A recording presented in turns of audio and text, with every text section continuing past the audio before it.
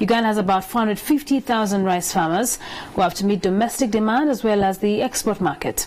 In 2017, some parts of the country, including areas in Teso region and Isinjiro district, suffered food scarcity. Cabinet then decided to exempt import duty on rice to increase volumes.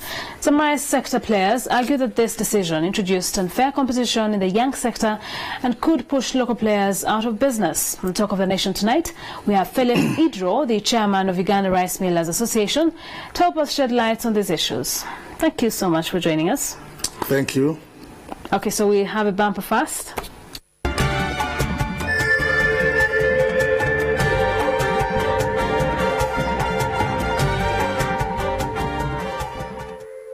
All right, so first things first, what is the status of Uganda's rice industry? Are we producing more than we consume, or are we consuming more than we produce? We're consuming much more than we produce, and that is because the rice industry is still young and it is developing. So there are a lot of issues that have not been achieved because of it being young. I think another problem is we don't have very clear data in Uganda in agriculture, I must say. So we have a lot of work to do in finding out exactly how much we're producing and how much we're consuming. But definitely there is a big deficit, because when you look at the African context as a whole, last year Africa imported $7.5 billion of rice.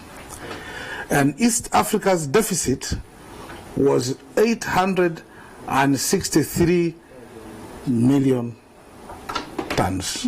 No, 863,000 tons. So there is a shortage in the whole of Africa, there's a shortage in East Africa, and there's a shortage in Uganda. Okay, so we have some people who are exporting rice, and we have some very big companies that are bringing in rice and have been exempted, and so the local or the small farmers are complaining that this whole tax exemption on the big boys in the industry is rather unfair for them. But what you're saying, is it true? I know the allegations recently made, but is it true that farmers are complaining? Oh yes, we had them on TV, they were complaining. Farmers? Yes. How many farmers did you have? Enough to represent the... I think you had 2 or 3 people, and I know who they are. They're farmers as well. We are also farmers. So you're saying that there's no such thing as unfairness in the rice industry? Because some of them are watching. There are a lot of deficits in many areas because it is still new. The rice sector is not yet well structured. It is not yet well regulated. So I know there are errors here and there. But it is wrong to say farmers are complaining. I don't think so. I know 2, 3 people whom I saw on TV complaining, and they say they are farmers. I don't think. But are the points valid that the tax exemptions are being made for the big boys, the untouchables, and yet the local farmers are not being helped? Listen, if somebody alleges that you have an affair with another boyfriend, to your boyfriend, what would happen? It causes a problem. But is it a fact? I think this is what is happening. So I don't deny that there are relationships with the big people because they have a certain peculiar position in that they have invested a lot of money and they're asking for certain what you call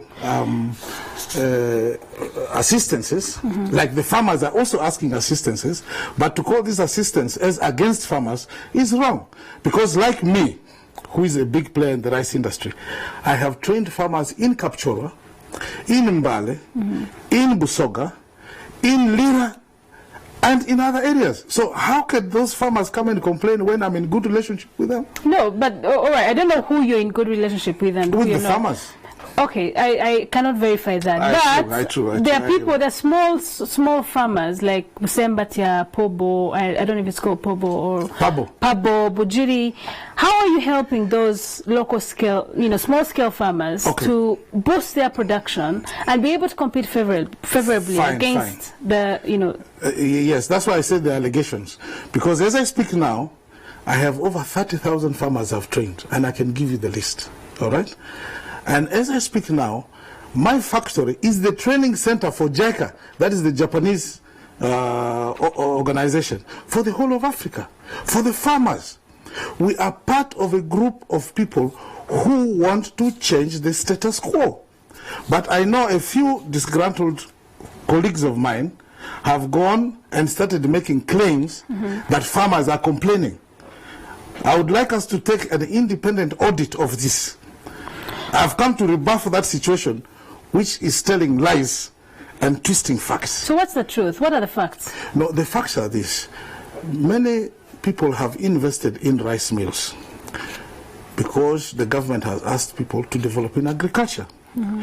And because of this, there is a marked shortage of paddy.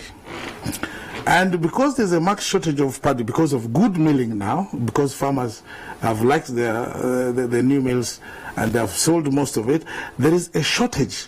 So what the millers are saying is that they would like a small import, which alternatively used to be brought by traders. Are you getting me?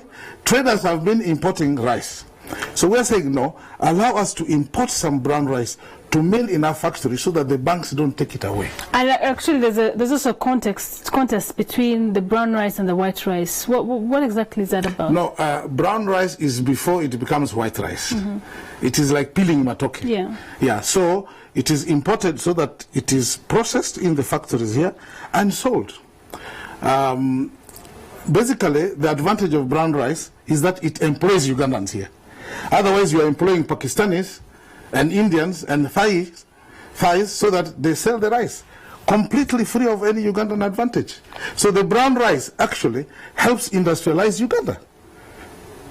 I don't know whether I'm clear. Yeah. Yes. So you are industrializing Uganda when there's a shortfall. So we are saying that when there is a shortfall, we should have the mills running. Like as I speak now, do you know where the rice I'm milling comes from? Kenya. As I'm speaking now, my factory is running from rice which is from Kenya, and I'm milling because there's no rice. And I think you know how much rice now costs in Kampala. It's almost 5,000, 6,000, because there's no rice. What are you doing as, the head of the Manufacturers Association? Okay. What we have planned to do since this ban has come is to say all farmers who have over 50 acres should immediately register with us, because we have 2 years in which to solve this problem. They have special requirements, special funding needs, special equipment needs, special managerial needs, so we need to deal with them. 2, farmers between the 10 acres and 40 acres also have to be registered because their requirements are different. And farmers between 1 acre to 10 acres have to be registered differently. So we are making a program to go and visit all the districts where they grow rice, to meet the chairman of the districts and the RDCs and the NADS and agriculture people and OWC to discuss this program with them.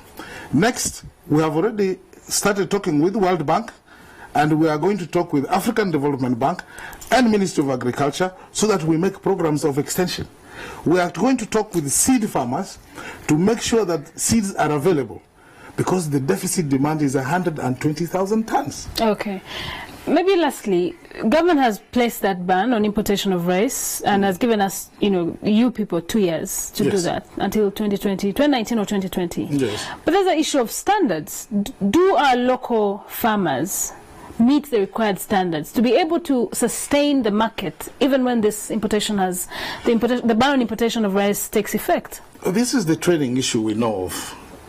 Like even human being, they start with nursery school, they go to primary school, they go to secondary school. You can't run away from that. Rice is a new crop. So our job is to make sure that we start training them. At the moment, Uganda is a high-cost producer of rice, because instead of producing 10 tons per hectare, the farmers are not efficient enough. They produce 1 ton or 2 tons per hectare. So we have to do that. Secondly, the issue of quality. We have to improve them so that they can compete with foreigners. What the millers have done is, because they have imported good machines, the milling qualities are much better. And that is the reason why the rice production has gone up, because now local rice can compete at the milling level together with the imported rice from Pakistan and from India. But it's still not enough. We need storage to improve on these facilities so that we can store basically better. The value chain, right? The whole value chain, yes. So the point here to say is that the rice millers have done their part, but there's not enough paddy. So they just want a window to import, But they have been working with, and they are continuing to work with farmers, because the strategic strength of a processing industry is 80% dependent on raw material. Otherwise, there is no need. Okay. So why did these millers invest here and not in Kenya? Why did they invest here and not in Tanzania? It is because they would like to work with Ugandan farmers. So those who had a complaint are right in a certain sense. They are afraid of competition.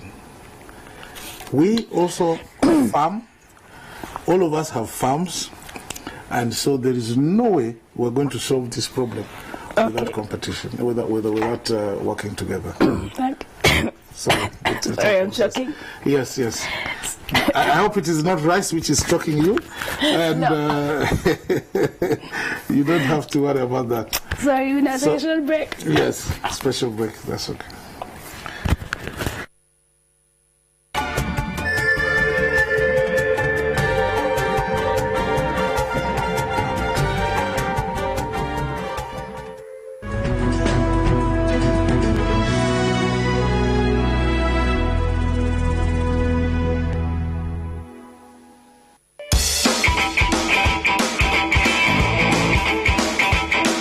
To get to work on time?